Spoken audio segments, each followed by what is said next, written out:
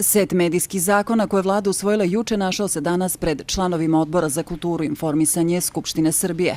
Predlog zakona o javnom informisanju, o elektronskim medijima i o javnim medijskim servisima pred odborom je obrazložio resorni ministar. Set medijskih zakona koji se nalazi pred nama ne samo da uređuje srpsku medijsku scenu na transparentan način i ne samo da nas približava najboljoj evropskoj praksi, već mi se čini da predstavlja onaj neophodan zakonski okvir da građani dobiju znatno kvalitetnije i bolje informisanje. Predložene zakone među prvima pohvalio Saša Mirković iz poslaničke grupe Srpske napredne stranke. Jedina zamerka je, kako je rekao, što nije zakonom regulisana sama postavka kablo-operatera po lokalnim sredinama.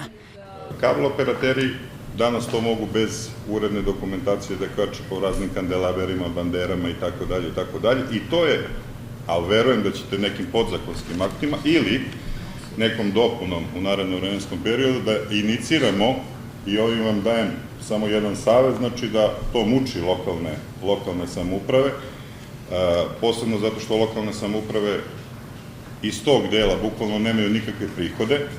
Složio bi se sa kolegom Mirkovićem vezano za kablovske distributere. Mislim da je tu država morala malo veći red da uvede, posebno po lokalnim sredinama. Poslanici opozicije su negodovali zbog činjenice da se sva tri zakona usvajaju po hitnoj proceduri.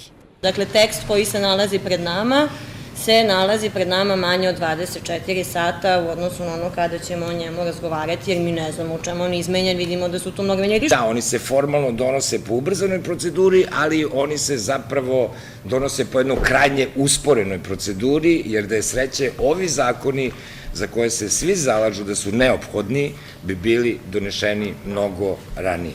Uz resornog ministra na kritike Aleksandra Jerkov odgovorili su i članovi odbora iz redova Srpske napredne stranke. 89% svih zakonskih rešenja. 89% svih zakonskih rešenja u 2011.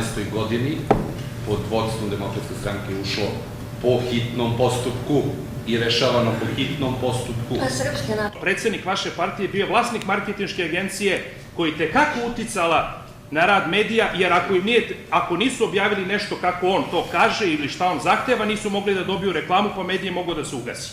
Novina je da se zakonom o javnim medijskim servisima ukida TV pretplata na godinu i po dana, a onda se uvodi taksa. Ono što mislim da je isto tako bitno, da je ovim zakonom predviđeno da ta taksa ne može biti veća od 500 dinara. Od članova Srpske napredne stranke moglo se čuti da bi u javnom servisu u budućnosti trebalo kompletno promeniti sistem upravljanja.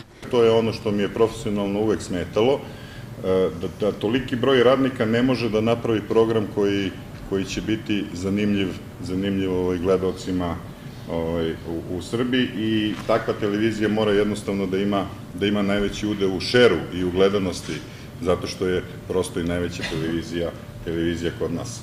Vanredno zasedanje Skupštine Srbije, na čijem dnevnom redu će se naći pomenuti medijski zakoni, počinje sutra.